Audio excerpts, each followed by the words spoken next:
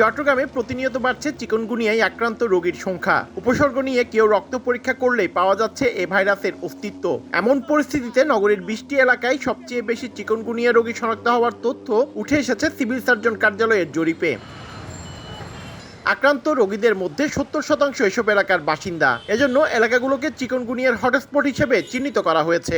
এর মধ্যে হালিশহর, আগ্রাবাদ, বন্দর, সদরঘাট, ডবলমুরিং এলাকাকে অতি ঝুঁকিপূর্ণ এলাকা হিসেবে চিহ্নিত করা হয়েছে। এরই মধ্যে দ্রুত প্রয়োজনীয় ব্যবস্থা নিতে চট্টগ্রাম সিটি কর্পোরেশনকে চিঠি দিয়েছে সিভিল সার্জন। এন্টোমোলজিস্টের পক্ষ থেকে আমরা গবেষণা করেছি, জরিপ চালিয়েছি। আমরা জরিপের মধ্যে এই এলাকাগুলো হটস্পট, এই এলাকাগুলোকে উচ্চ ঝুঁকিপূর্ণ এলাকা হিসেবে আমরা চিহ্নিত করেছি।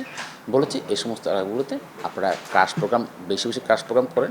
এমন পরিস্থিতিতে আতঙ্কিত নগরবাসী। মশক নিধন কার্যক্রম আরো জোরালো করার আহ্বান তাদের। জ্বর, কাশি এবং হাতের মধ্যে লাল লাল হয়ে গেছে। সবারই হচ্ছে, এটা নিয়ে তো আতঙ্কিত। খুব খারাপ ছিল, তো ভালো ছিল না। আমি শিশু হসপিটালে ছিলাম। চিকুনগুনিয়া যেহেতু বেড়ে গেছে, অবশ্যই মশা ওষুধ মারা খুবই জরুরি। সিটি মেয়র বলছেন, নতুন মশার ওষুধ দিয়ে প্রতিটি ওয়ার্ডে মশক নিধন কার্যক্রম চলছে। আমাদের এই রিসার্চটা চলছে, তারা আমাকে রিসার্চ পেপারটা সাবমিট করবে। ওই সাবমিশনের প্রেক্ষিতে আমরা আসলে ব্যাপক আকারে একটা ভালো উদ্যোগ নিতে পারবো, যেটা উদ্যোগ নিলে হয়তো আগামী বছর এর প্রকোপটা কমে আসবে। রোগতত্ত্ব, রোগ নিয়ন্ত্রণ ও গবেষণা ইনস্টিটিউটের এক গবেষণায় মশার ঘনত্বের সর্বোচ্চ অস্তিত্ব মিলেছে চট্টগ্রাম নগরের আগ্রাবাদে 134.62%। পার্থপ্রতিম বিশ্বাস, সময় সংবাদ, চট্টগ্রাম।